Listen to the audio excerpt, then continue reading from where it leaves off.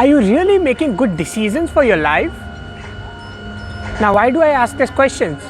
Couple of days back, I was on a coaching call with one of the person, and while we were going through the conversation, I came to know that that person has taken a loan, and that's why he cannot invest somewhere else. That's fair, that's his choice.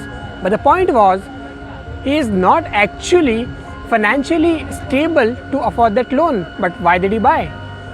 Because he wanted to satisfy his father's needs. That is, we should have a home. And because of that reason, he borrowed the money from his maybe relatives, maybe friends, and all of the people. And he tried to manage the money and took that home on a loan. Now, after 3 years, he has to pay EMI every single month. And now, for compensating that, he is willing to shift his job to get higher pay. Now, what does it tell me? It means that person has not taken a rational decision. Why? Instead of spending, or rather I would say investing your money in something which can give you more money, which eventually you can spend or invest in your household, would be a wise decision as per me.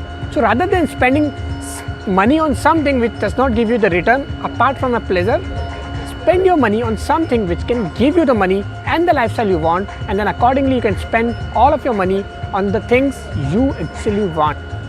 If you have any question, do let me know, and I'll be happy to answer your questions. Or maybe if you have something which you don't want to share in the comment section, you can personally message me and I'll be more than happy to help you. Thank you so much. Bye-bye.